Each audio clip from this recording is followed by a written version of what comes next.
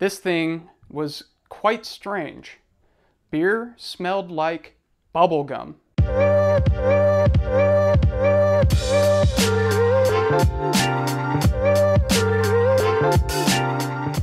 Hello and welcome to my brew garage. Today we're making a return back to my favorite category, 21A American IPA.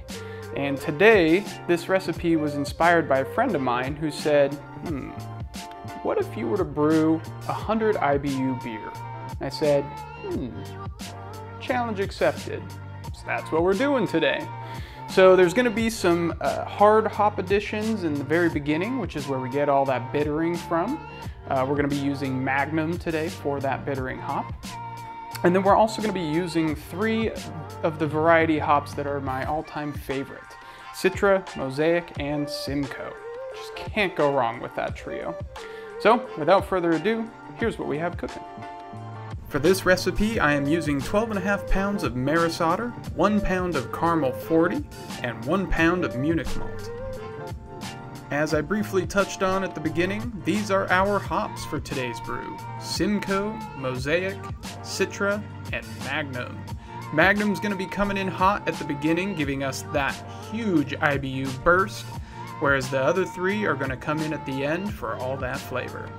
For this brew, I'm looking to let the hops shine. So we are using Imperial A07. This is going to let it be a clean ferment.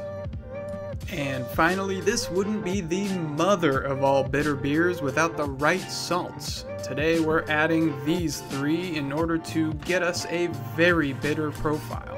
For today's brew, we're using an all-grain propane system. For any of these items, feel free to look in the description below. Brew day starts with us milling our grains. If you don't have a mill at home, no worries. Just ask your local homebrew shop to mill the grains for you when you pick them up. Let's start heating our strike water. I start by filling up the kettle with 5.3 gallons of water. We're going to aim for 152 degrees in the mash, which means we need to heat this up to 162 degrees Fahrenheit.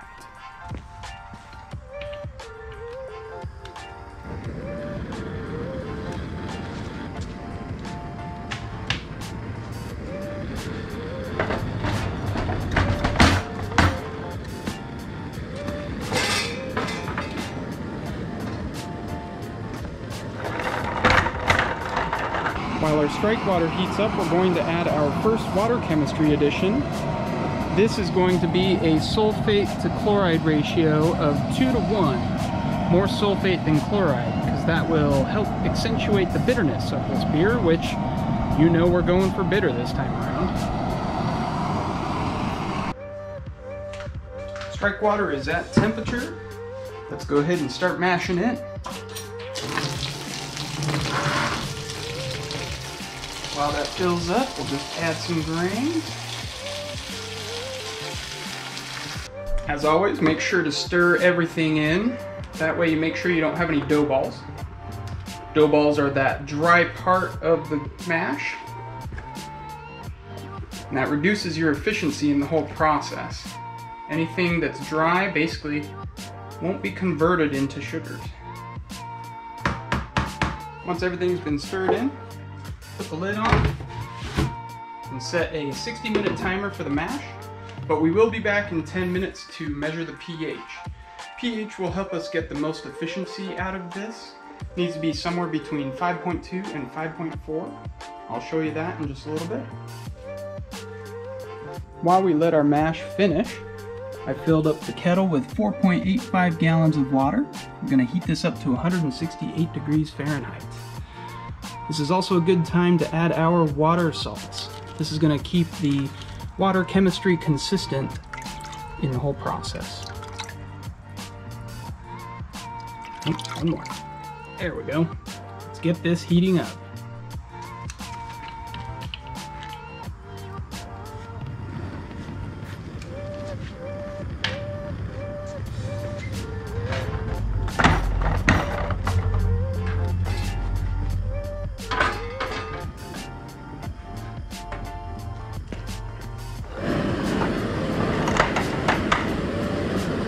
Now that we're 10 minutes into our mash, I've taken a sample and cooled it down slightly. take a look at where we're at. Again, we want to be between 5.2 and 5.4 for best efficiency. Right now we're sitting at about 5.6. So because of that, we're going to add a little bit of lactic acid to bring that down. 10 minutes and 4 milliliters of lactic acid later, let's go ahead and check our pH once again. Looks like we are sitting at about 5.5. I'm going to go ahead and add another 4 milliliters of lactic acid, and then we'll just call it good. While we wait for today's mash to finish, now's a good time to grab a brew. For today's brew, we have... oh, that's right. The Belgian triple is lagering. Don't have that to show off today, but if you want to check out the brew day, go ahead and click the link above. I better go find something different.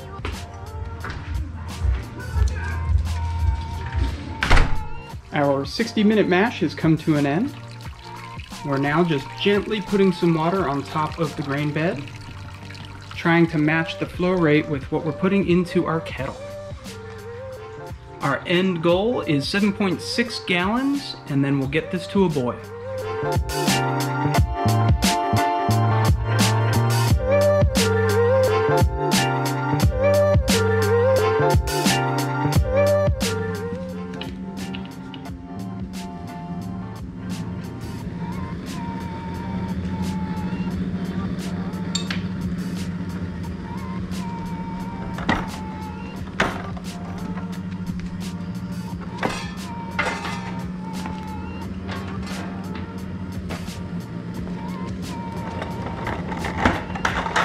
While we wait for this to come up to a boil, I'm going to put in some Firm Cap S. This will help keep us from having a boil over later on by breaking up the surface tension. I do tend to have an issue with that in my boil kettle, even though there's a few gallons of extra headspace. All you got to do is shake up the container, which I've already done, and just put in a drop or two, and that should be good.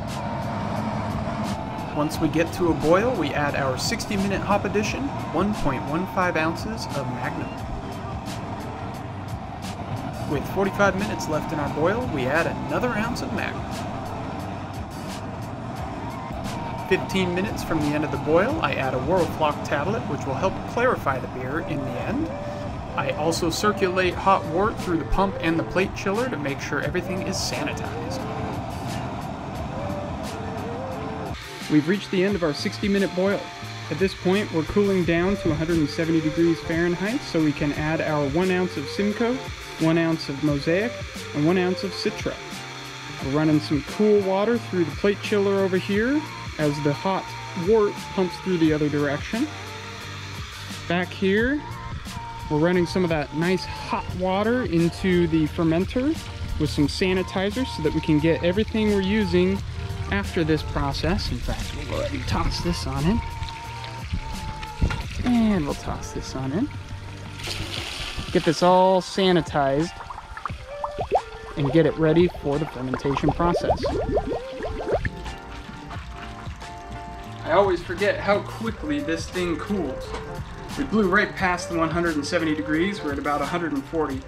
Regardless, we're going to add our 1 ounce of Simcoe, Mosaic, and Citra, and let it sit for another 15 minutes before we cool it down to pitching temp. Alright, another successful brew day.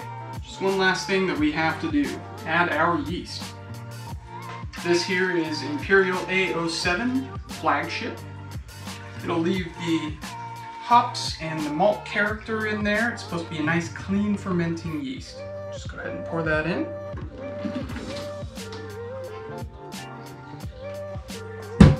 And before we cap it, I've used my dry hop technique where I pre-stage all the hops with a magnet on one side of the fermenter lid and another inside of this little vessel. We've got 1 ounce of Mosaic, 1 ounce of Simcoe, and 1 ounce of Citra in there. Very gently, we're going to go ahead and place this on there. Make sure that all those hops are nice and evenly spaced. The magnets are good. Very gently place it on.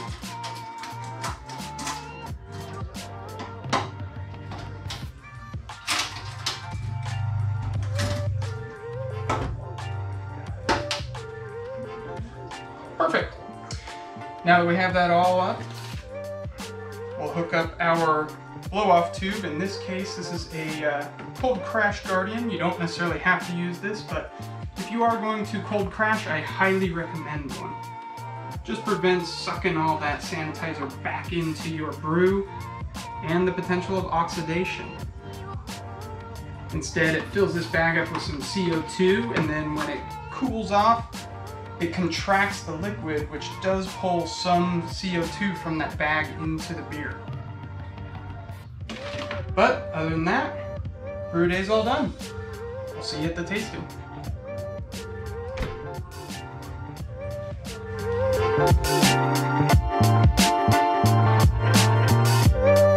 Hello and welcome to the tasting of the Bitter River Dip IPA. This bad boy packs a bitter punch at 100 IBUs, and let's just go ahead and get right into it. Wonderfully fruity smell initially, probably contributed to the Citra, Mosaic, and Simcoe combination. Those are my three all-time favorite hops, and let me tell you, the trio knows how to work together. Highly recommend it in any beer you make, whether or not you make this beer. Let's go ahead and give it a sip though. Yeah, that is a palate wrecker. But as somebody who really enjoys a bitter beer, this is hitting the spot. Wonderful floral notes, even though it has a bitterness that goes all the way through to the back of your tongue. Start to finish, bitter. And if that's your sort of thing, this is your sort of beer. But let's talk about some notes on this beer. First of all, it's wonderfully clear at this time, beautiful golden color. Now, it wasn't that way initially. In fact, a week into the keg, this thing was quite strange. Beer smelled like bubble gum. Tasted like it too. I've never had a beer like that. Kind of strange, not sure exactly what was going on there. Maybe you can kind of attribute to what was going on there. I'm not sure. All I do know is the longer it sat, the less that bubblegum flavor kind of just went away, and the bitterness started to really come through. It also started out a bit cloudy at first, and as it sat, of course, lagering it will clear up a beer. But let me tell you, this thing is delicious. I absolutely love this beer. But again, I'm somebody who enjoys a very bitter beer. So just caution in case you're considering this beer and, bitterness is not exactly your thing. Some other notes. The original gravity came to 1069. We ended up with a final gravity of 1011, which puts us at an alcohol percentage of 7.61%. So nothing too shy there in the alcohol department either, but you don't really taste the alcohol, just the flavors of the hops and the malt in this one. Other than that, it's a beautiful IPA. I highly recommend you try it out, especially if bitter is your thing. But otherwise, if you have any questions, feel free to leave them down in the comments below. And if you end up brewing this thing or doing any modifications, I'd love to hear about it. Otherwise, until next time, cheers.